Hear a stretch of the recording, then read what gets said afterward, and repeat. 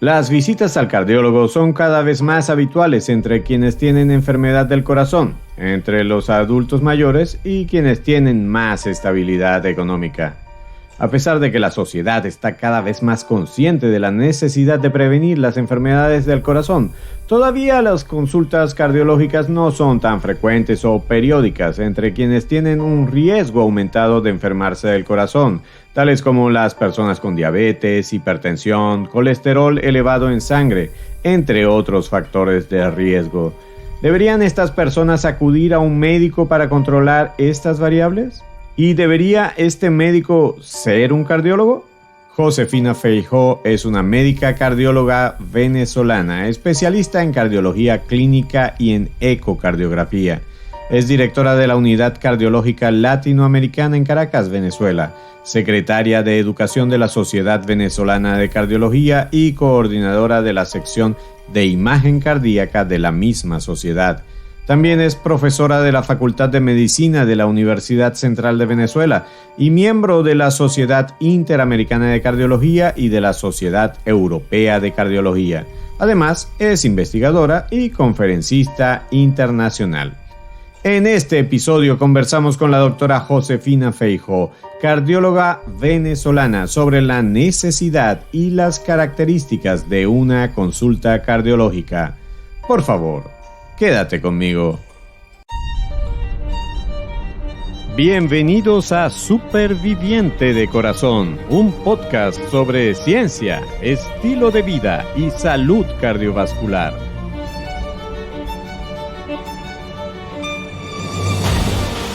Soy tu anfitrión, Enio Sánchez Brozowski, fisioterapeuta cardiovascular y escritor. Hablemos sobre la salud de tu corazón. ¿Listos para empezar? Este podcast contiene información sobre temas relacionados con la salud y la enfermedad, pero no pretende en ninguna manera sustituir el consejo de tu médico tratante o de algún otro profesional de la salud. Hola, ¿cómo estás? Bienvenido, bienvenida al episodio número 26 de tu podcast de salud cardiovascular, Superviviente de Corazón. Estoy muy contento de que este podcast esté llegando a tus oídos, a tu mente y, lo más importante, a tu corazón. Como te comenté en el inicio, hoy vamos a conversar con la doctora Josefina Feijó, cardióloga venezolana, quien con extrema generosidad aceptó atender a nuestra invitación en Superviviente de Corazón. Doctora Josefina Feijó, ante todo quiero darle la bienvenida y reiterar mi agradecimiento, más el enorme placer y privilegio que siento por su tan amable disposición para colaborar en la formación del superviviente. Quisiera comenzar la entrevista pidiéndole que me cuente algo sobre usted. ¿Cómo comenzó su interés en la medicina y en particular en la cardiología? Bienvenida, doctora. Gracias, Enio. Muchísimas gracias, ¿verdad?, por esta invitación y poder dirigirme a tu audioescuchas, ya que vamos a hablar de un tema muy, muy importante, que es la prevención en cardiología. Bueno, fíjate que la verdad me dejas un poco afuera. Nunca me puse a pensar por qué hice cardiología. Creo que fue algo que salió la medicina en primer lugar. Quería hacer algo de ciencias de la salud sin ninguna duda. De hecho, mi duda estuvo entre bioanálisis y medicina. Pero por esas cosas de la vida que se confabulan para que te vayas por el mejor camino, pienso yo, para mí creo que fue así. Hice medicina y una vez que estaba en medicina también tuve la oportunidad de elegir entre 3 especialidades: reumatología, neumonología y cardiología. Y a la final la que se dio de forma natural fue la cardiología, y estoy sumamente agradecida porque ahora, al pasar de los años, me doy cuenta que es la que más me gusta sin ninguna duda, y me parece que es una especialidad súper hermosa y súper útil. Gracias, doctora. Ahora, ¿podría definirle a quien nos escucha qué es la cardiología y cuál es su aporte y sus retos en el estado actual de la sociedad? Bien, la cardiología es la ciencia que estudia la función y la anatomía del corazón y los vasos sanguíneos. En la actualidad tiene una importancia vital porque la primera causa de muerte en el mundo son las enfermedades cardiovasculares, en las cuales no solo incluyen el infarto del miocardio, sino también se incluyen las enfermedades cerebrovasculares. Con lo cual, cerca de 18 millones de personas en el mundo mueren anualmente por esta enfermedad. Imagínate, solamente para dar un ejemplo sencillo, comparado con el COVID, por ejemplo, que tanto miedo le tuvimos, que tiene una muerte acumulada desde el 2020, 2019-2020, cuando comienza el COVID en el mundo, que ya va por 1.100.000. Imagínate eso comparado con 18 millones al año de muertes. Entonces, la magnitud de esta enfermedad realmente es alarmante y es lo que nos lleva a que no solo los cardiólogos, pienso que todos los médicos deberíamos estar abocados a la investigación de los factores de riesgo que llevan a que se dé la enfermedad. Por otro lado, la cardiología creo que algo bien importante que tiene, a diferencia de otras especialidades, es que se conocen muy bien los factores de riesgo. Al conocer bien los factores de riesgo, sabemos con bastante exactitud qué probabilidad tiene una persona de tener una enfermedad cardíaca o cerebral, también puede ser. Entonces, yo creo que la cardiología hoy en día es una de las especialidades que tienen mayor relevancia a nivel mundial porque abarca o previene la enfermedad número 1 en el mundo, que son las enfermedades cardiovasculares. Interesante perspectiva, doctora Feijó. ¿Y quiénes necesitan ir a una consulta cardiológica? ¿Más hombres que mujeres? ¿La necesitan más los hombres o las mujeres? ¿A partir de qué edad? Bien, fíjate, la enfermedad cardiovascular tradicionalmente se creía que era una enfermedad de hombres, casi que exclusiva de hombres, lamentablemente. Pero con los años, desde hace 10 años para acá, que realmente es poco cuando estudias la historia de toda la enfermedad cardiovascular, se le han dado cuenta que a las mujeres no se le ha dado una importancia en los estudios, es decir, ellas no tienen una representación importante. Cuando hacen estudios de infarto del miocardio, por poner un ejemplo, siempre el 70, el 80% son hombres y apenas un 20, un 30% las mujeres. Eso ha llevado a dar falsas ideas de que las mujeres no mueren del corazón. La causa número 1 de muerte en mujeres es la enfermedad cardiovascular. Y la relación es tan alarmante que ahora sí te lo voy a comparar ya no con COVID. En mujeres te lo quiero comparar con cáncer de mama. Nosotros hemos hecho encuestas a mujeres y a médicos y no sé por qué, pero la creencia de que la gente muere es de cáncer, las mujeres mueren es de cáncer de mama, es mundial. Yo creo que en parte es por las campañas tan excelentes que tiene esta gente que lleva esta patología y nosotros realmente no hemos hecho alaraca sobre esto. Por cada por cada mujer que muere de cáncer de mama, mueren 8 mujeres de infarto. O sea que no es que están cerquita, ni es que no, es que la diferencia es abismal.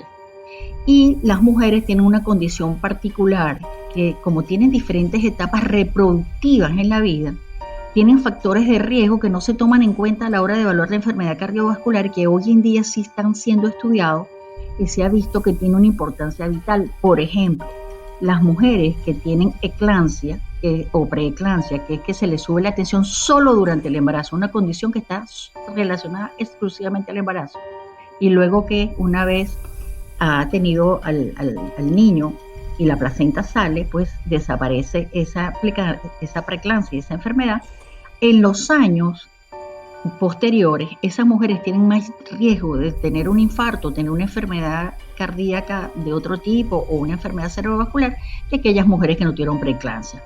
Y así está pasando con una cantidad de factores de riesgo como es la diabetes gestacional, que también es la diabetes que está relacionada con el embarazo, y otras enfermedades que no están relacionadas con el embarazo como el ovario poliquístico, el síndrome metabólico, inclusive hay enfermedades reumatológicas que afectan más a mujeres y a hombres y que tienen un impacto en tener después enfermedad cardiovascular, con el agravante de que no se reconoce. Entonces estas mujeres van al médico con un dolor en el pecho y tristemente por esa falsa idea que también tenemos y una Es un prejuicio terrible de las mujeres, somos más temperamentales, pues siempre se le atribuyen a causas emocionales y no le hacen electro, no le evalúan y las pacientes pues tienen mayor mortalidad que los hombres porque son tristemente menos atendidas. Estamos conversando con la doctora Josefina Feijó, cardióloga. Uno escucha muchas veces esa frase que dice, antes de comenzar a hacer ejercicio tienes que ir al médico. Ya en Superviviente de Corazón hemos examinado las condiciones para ir al médico antes de iniciar un programa de ejercicio, pero en su opinión y criterio, ¿a qué médico debe acudir una persona que quiere comenzar a hacer ejercicio? Bueno, yo creo como cardiólogo que lo ideal es que vaya al cardiólogo, sin ninguna duda, porque para hacer ejercicio el órgano que está más comprometido sin ninguna duda es el corazón y los vasos sanguíneos. Pero yo creo que cualquier médico internista, ¿okay? O sea, que haga medicina general, pudiera hacer una aproximación a este problema. ¿Qué pasa? Que fíjate, cada vez oímos más de gente que hace deporte de alta competencia y concha, le pasan eventos muy lamentables. Entonces, cuando uno revisa cuáles son los eventos, por qué este llegó a este nivel, muchas veces son arritmias que no son detectables por un médico general o enfermedades congénitas del corazón que en verdad deberían ser evaluadas por un especialista en cardiología. Entonces, en ese sentido, yo creo que si alguien va a hacer, la gente lo quiere ir al gimnasio, hacer un poquito de ejercicio y nada de esto, pues creo que una evaluación médica general es adecuada. Sin embargo, si va a ser un ejercicio de alta competencia, debería sin ninguna duda irse al especialista. Hoy en día ya está cardiólogo especialista en el deporte, pero bueno, yo no me iría tan allá, ¿no? Creo que un cardiólogo general está súper capacitado para poder detectar o no una enfermedad cardíaca y por lo menos darle luz verde a que haga ejercicio. Hoy en día hay muchos estudios complementarios, la prueba de esfuerzo cardiopulmonar o simplemente la sencilla, un eco de esfuerzo, que es una combinación de eco con una prueba de esfuerzo. Eso es manejo completamente relacionado con la parte de cardiología. Entonces, sí, mi consejo es que si van a hacer ejercicio, una evaluación cardiológica previa sería lo ideal. Y doctora Feijó, toda persona enferma sabemos que tiene que ir a un cardiólogo. Más allá de la consulta inicial, que muchas veces está asociada con un problema, un evento de urgencia o la emergencia que ameritó que uno conociera por primera vez a su cardiólogo en muchos casos, ¿con qué regularidad se recomienda que una persona enferma del corazón acuda a su control cardiológico? Por supuesto que va a depender de la patología de base que tenga, porque si está, por ejemplo, un paciente hipertenso, debería verse con el cardiólogo según las guías internacionales cada 6 meses, o sea, 2 veces al año. Una persona que lo que se va a hacer es una evaluación cardiovascular preventiva con 1 vez al año es suficiente. Y dependiendo de la edad, cada 5 años, dependiendo de la edad, me estoy refiriendo a los 20 años, a los 25, a los 30, o sea, son gente jóvenes, o sea, por debajo de 50 años. Pero ya cuando aumenta el riesgo cardiovascular, que es 55 años en los hombres y 60 en las mujeres, pues ya deberían irse a sus consultas preventivas. Claro, fíjate que te estoy diciendo 55 y 60 en mujeres porque estamos arrastrando una cantidad de conceptos que probablemente estén todos erróneos. Por eso te digo que cualquier persona que se le detecte cualquier factor de riesgo cardiovascular tiene que ir al médico, detectarlo, tratarlo, ver si es prevenible o no, por supuesto, o sea, si es controlable. Y en base a eso, pues, ir al cardiólogo por lo menos 1 vez al año. Fíjate que no está muy claro que las mujeres sí están pendientes de la parte ginecológica, y vuelvo a lo mismo, porque ellos están claras de que en 1 año tienen que hacerse su mamografía, a los 2 años la densitometría, o sea, está como muy definido cómo tienen que hacer la prevención. Pero en cardiología no, ellas piensan que no, pero realmente deberían, igual que se ven con el ginecólogo, por lo menos una evaluación inicial. Es que yo pienso que lo más importante es la evaluación inicial y evaluar el riesgo. Y de acuerdo a eso, uno hace un programa de cómo va a ser el seguimiento a este paciente, aun cuando sea sano. También hay que hacerle sus controles preventivos. Excelente, doctora. Y ahora vamos a hablar un poco más en detalle de una consulta cardiológica. ¿En qué consiste una consulta cardiológica? ¿Qué elementos incluye tradicionalmente? ¿Cuáles son esos aspectos mínimos que un cardiólogo o una cardióloga evalúa en su paciente? Sí, una consulta cardiológica primero tiene que empezar con un interrogatorio exhaustivo sobre los antecedentes personales, familiares y relacionados con los síntomas, por supuesto.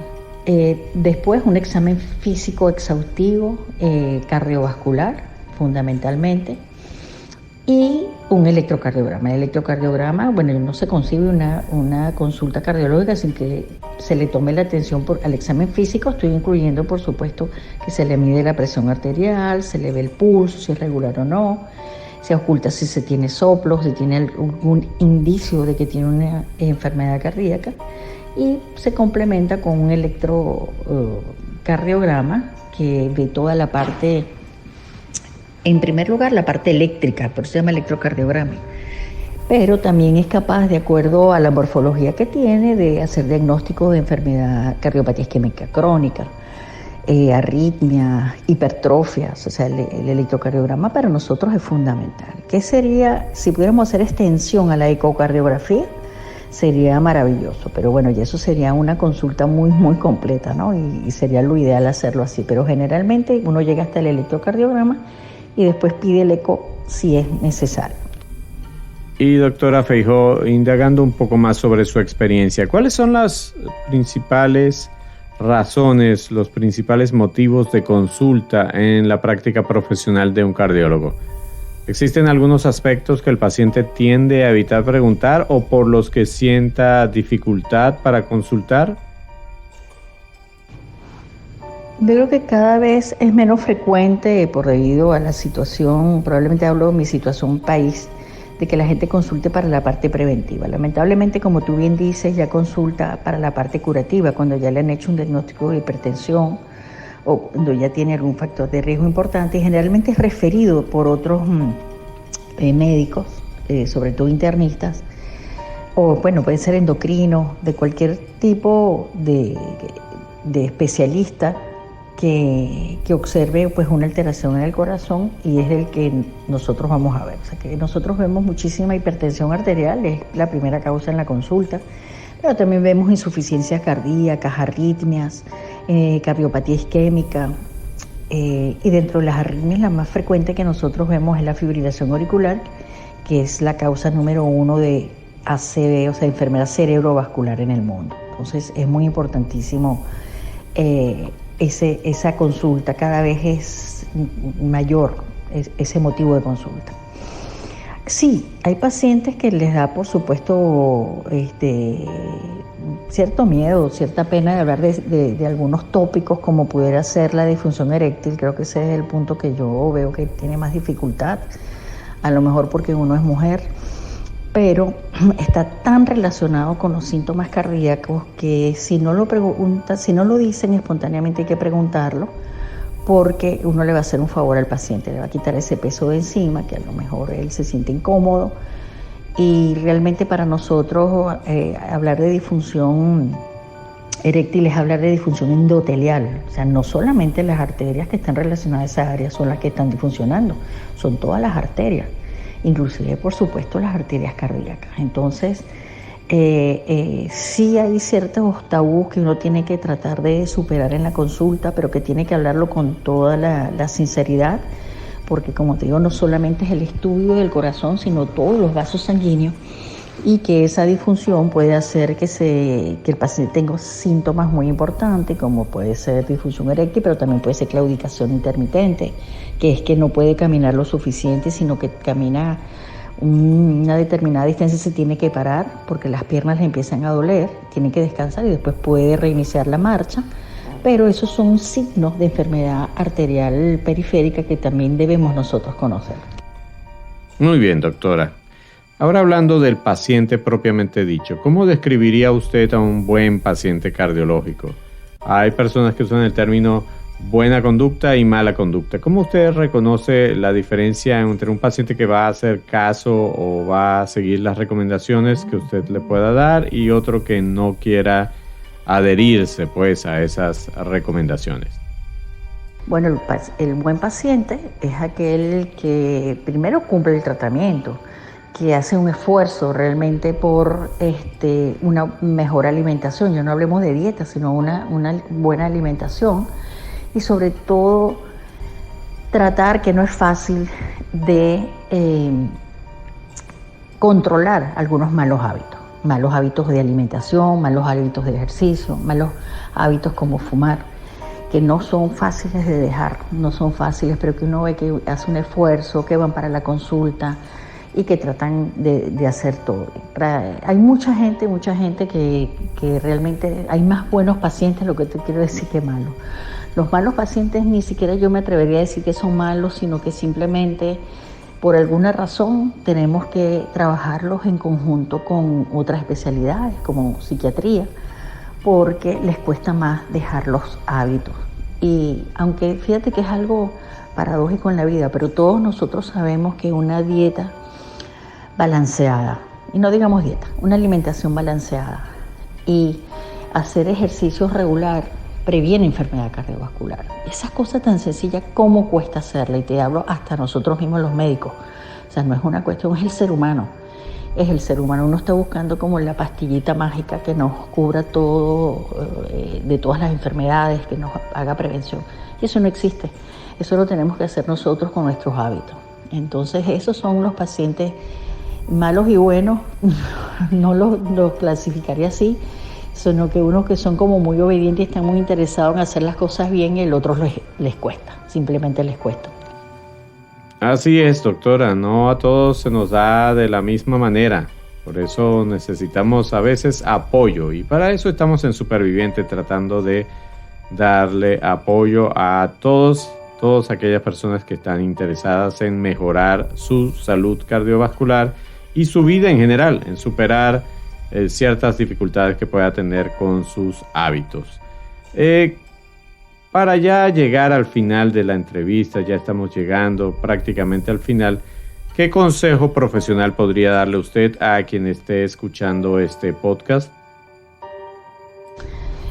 Mira, yo creo que el consejo es autoevaluación. Es que cada uno analice cómo come, cómo es que tanto hace ejercicio, conocer sus números, conocer cuánto tiene de glicemia, cuánto tiene de colesterol, cómo están las cifras de tensión arterial. Todos saben que los que tienen antecedentes de padres con infarto, que han muerto jóvenes, por debajo de 55 años, es un factor de riesgo importante también. Conocer cómo uno actúa es una forma de saber qué es lo que va a pasar más adelante, ¿no? Yo siempre le digo a los pacientes que traten de imaginar su vejez, cómo les gustaría tenerla. Si quisieran ser unos viejitos activos, unos viejitos normales que tienen, que caminan, que disfrutan la vida, o estar pues muy limitados por una u otra razón. Entonces está en nuestras manos hacer prevención. De verdad que hacer una autoevaluación, buscar comer lo mejor posible, una comida balanceada, productos de calidad, comer a sus horas, tratar de dormir lo suficiente, que es un factor de riesgo de mucha actualidad. 6 horas mínimo tienen que dormir, si no el riesgo cardiovascular también está aumentado. Y yo creo que una vez que hagan conciencia de cuáles son sus fallas o cuáles son sus puntos débiles en prevención, oye, fortalecerlo. Eso es un buen paciente que diga, oye, vale, yo estoy comiendo muy mal y yo voy a tratar de comer de esta u otra manera. ¿Cómo puedo hacer mi higiene del sueño? ¿Cómo voy a hacer mi ejercicio? Que el ejercicio es algo tan beneficioso que no hemos hablado lo suficiente en esta entrevista, pero es increíble lo que mejora la tensión, el azúcar, el colesterol. O sea, es bueno absolutamente para todo, para todo. Un ejercicio, por supuesto, moderado y dirigido. Muy bien, doctora Josefina Feijó. Ahora le podría pedir una cosa más. ¿podría compartir sus redes sociales u otra forma de ser contactada por los oyentes de este podcast? Bueno, yo les recomendaría que entraran al Instagram de la Sociedad Venezolana de Cardiología, que es SB Cardiología, y estén atentos a todos los eventos que tenemos para los pacientes en cuanto a educación y orientación. Y por Twitter, JFeijo con 2O y 09, para estar atentos a todas las recomendaciones en relación a la Sociedad Venezolana de Cardiología. Gracias. Gracias, doctora Josefina Feijó, por esta excelente entrevista. Y así, de esta manera, damos por concluido este tiempo, este espacio, el día de hoy. Quiero agradecer nuevamente a la doctora Josefina Feijó por su generosidad para compartir su tiempo y experiencia con el grupo de supervivientes de corazón. Y no me queda más que reiterarle que este espacio es suyo y espero tenerla de vuelta como entrevistada especial en algún momento en el futuro en nuestro podcast. También quiero darte gracias a ti que nos has acompañado desde ese lado del teléfono, laptop o cualquier dispositivo de escucha, por tu paciencia y sobre todo por tu interés en estos contenidos diseñados para ayudarte a vivir como vive un o una superviviente de corazón. Es todo por hoy. Para otros episodios espero contar de nuevo con el privilegio de tu atención. Hasta entonces, superviviente de corazón.